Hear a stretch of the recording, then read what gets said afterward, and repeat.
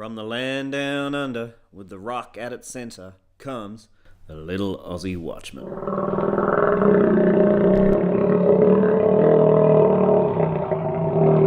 Aussie Watchman today, the true fake news. The media told us there were weapons of mass destruction in Iraq. Fake news told us it was a lie. Media told us that the ambassador to Benghazi died because of a YouTube video. Fake news told us it was a lie. Media told us police shot Michael Brown in the back with his hands up. Fake news told us it was a lie. Media told us that the polls showed Trump would never win the election. Fake news told us the polls were rigged and Trump was winning.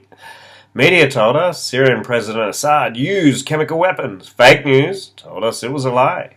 We now know that the rebels used the chemical weapons. Media tells us Russia is a violent regime. Fake news reminds us that Western influence violently overthrew a democratically elected government in Ukraine and has spent the last decade building missile silos along the Russian border.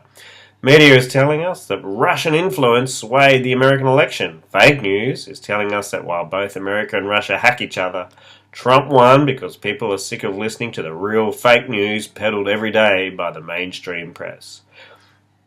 When the so-called true news keeps putting out fake news and the so-called fake news keeps putting out true news, it is no wonder that the populace is going stark crazy. 50% of the dumbed-down population is still believing everything the mainstream media is peddling, despite their track record in certain areas being completely false.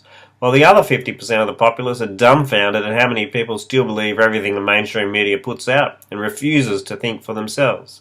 It is that stark difference between the red and green pill which is becoming so obvious. It is a difference between those who have swallowed the deep state propaganda lies propagated by the mainstream media. You know, the one that tells us US is bringing democracy to the Middle East, liberating Syrian cities by arming and training radical Muslim militants, claiming that Russia is taking over the American electoral system. Yeah, that one. Versus those who no longer believe everything they hear.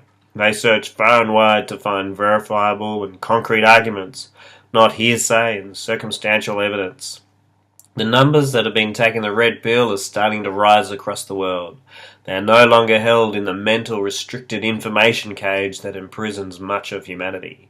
The Christian should be much less influenced by the brainwashing mind games of the elite. He or she is aware of demonic influence and already knows that both science and politics are used to fight the truth, smear the truth, and drive the truth deep underground. If you are confused, ask the giver of all truth, Jesus Christ, to allow you to discern what is true, what is right, and what is false news.